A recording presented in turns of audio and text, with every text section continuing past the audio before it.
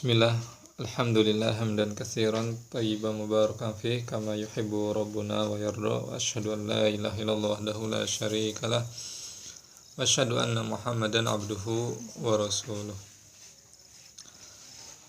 Allahumma shalli wa sallim wa barik ala nabiyyina Muhammadin wa ala alihi wa ashabihi wa man tabi'ahum bi ihsanin ila yaumiddin. Amma ba'd.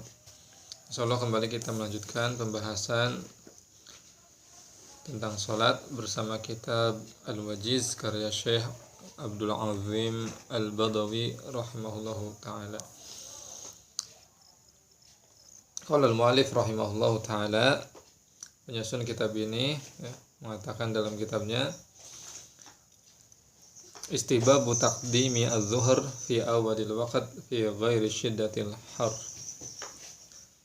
Jadi anjuran untuk bersegera melaksanakan sholat zuhur tepat pada waktunya ketika kondisinya teduh atau mataharinya tidak sangat panas. An Jabir ibn Samurah qala kana an-nabiy sallallahu alaihi wasallam yusalli az-zuhra idza dahadati asy-syams. Dari Jabir ibn Samurah berkata bahwasanya adalah Nabi sallallahu alaihi wasallam sholat zuhur ketika matahari itu mulai tergelincir ke arah barat. Jadi matahari sedikit condong ke arah barat.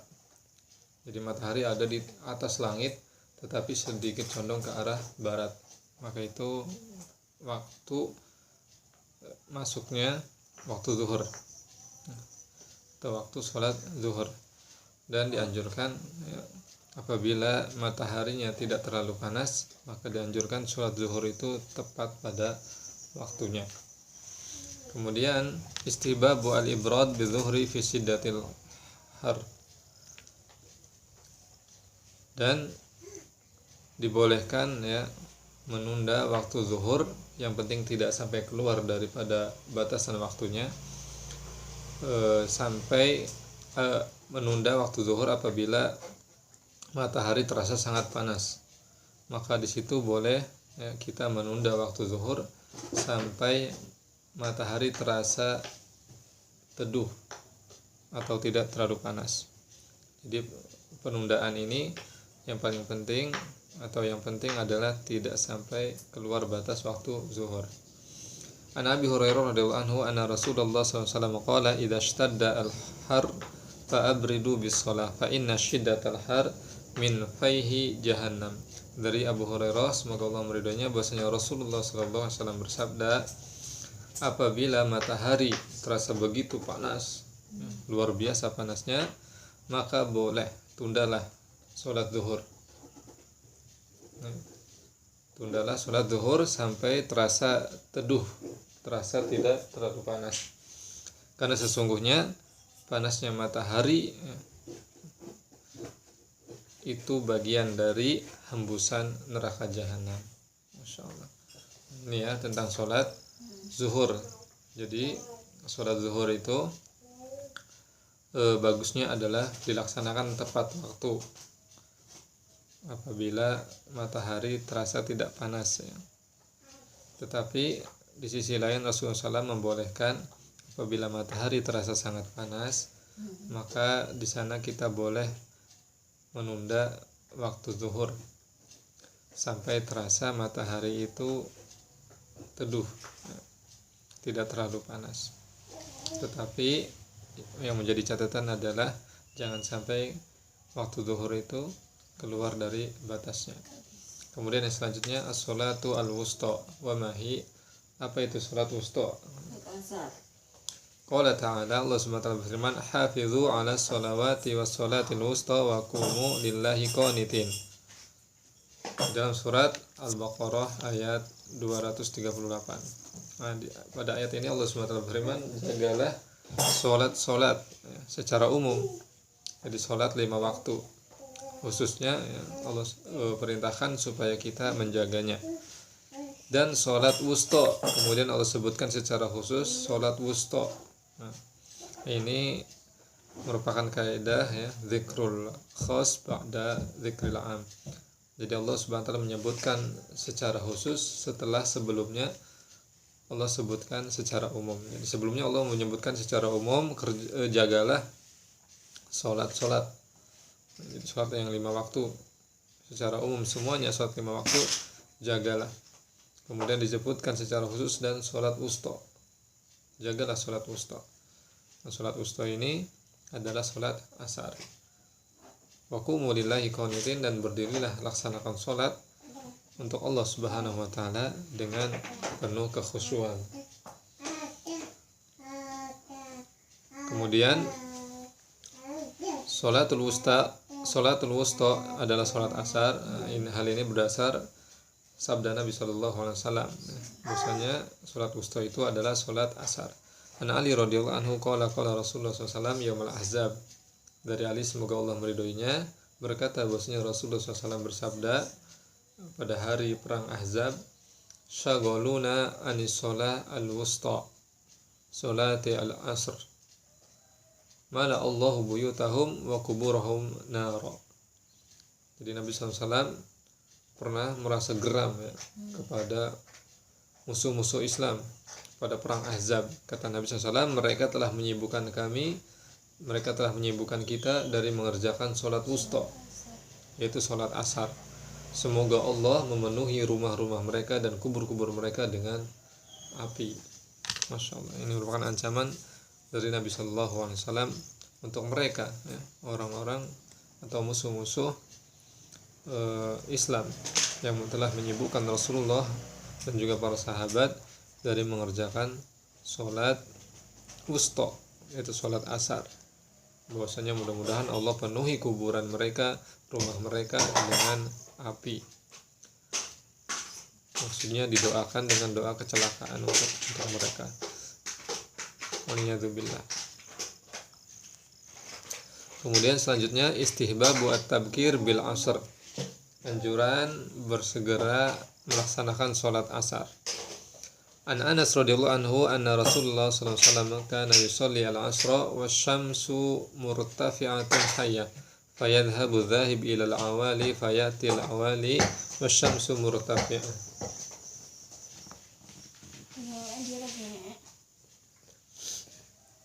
Dari Anas, semoga Allah meridhoinya, bahwasanya Rasulullah SAW itu mengerjakan sholat asar dan kondisi matahari itu masih cukup tinggi di langit. Jadi masih tinggi di langit. Maksudnya adalah masih kelihatan matahari itu. Kemudian ada beberapa orang atau seorang yang pergi ya, menyisiri daerah-daerah kota Madinah. Kemudian dia kembali lagi, dan waktu itu matahari masih tetap tinggi kelihatan. Jadi Nabi SAW mengerjakan sholat asar ketika matahari masih nampak terlihat di langit. Jadi waktu sholat asar itu mataharinya masih kelihatan, masih lumayan tinggi atau cukup tinggi di atas langit. Kemudian ismu manfaatatu sholatul asri. Dosa orang yang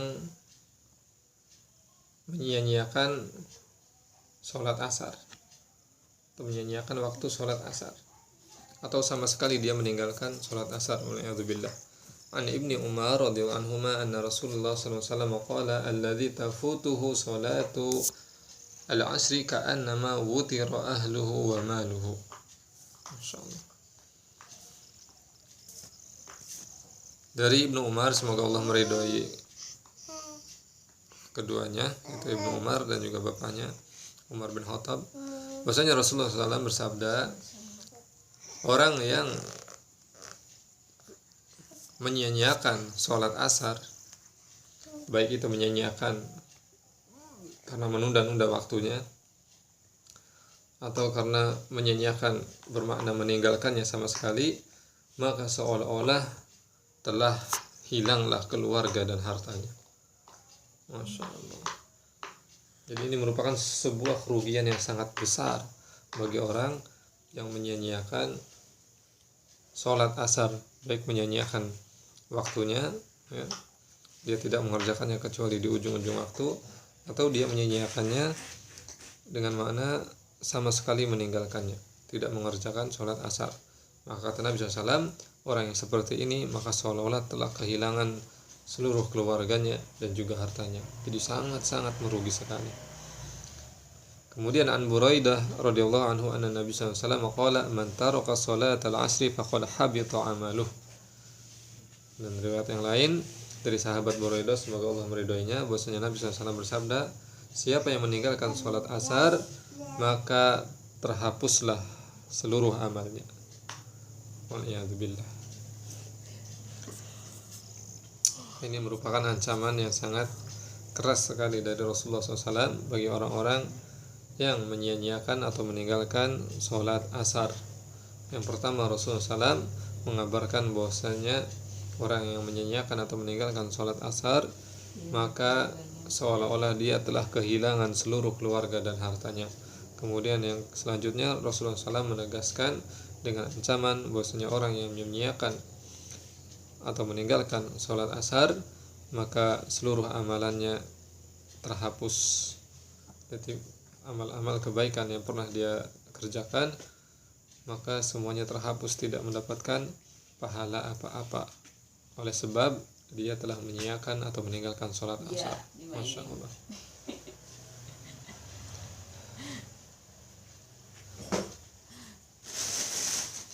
Kemudian selanjutnya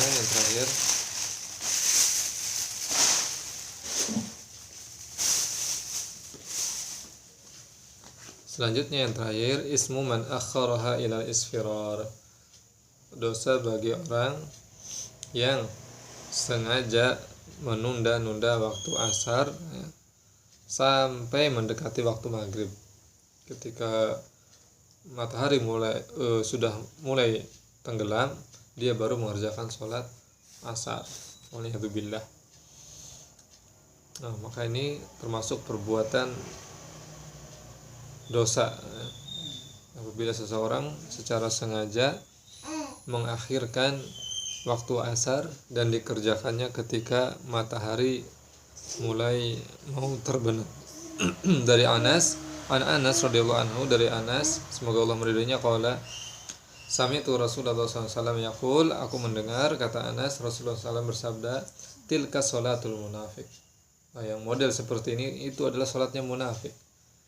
Jadi karakter orang munafik atau tipikalnya orang munafik itu suka menunda-nunda sholat. Dan di sini digambarkan mengenai sholat asar, bahwasanya orang munafik itu kebiasaan mereka menunda sholat asar, tidak mengerjakan sholat asar kecuali di saat matahari sudah mau mulai tenggelam. Ya jelisu yarkubus syams. Nah, dia duduk menunggu-nunggu matahari turun hendak tenggelam. Hatta idza kanat baina qarna syaitan qama fanaqaraha arba'an.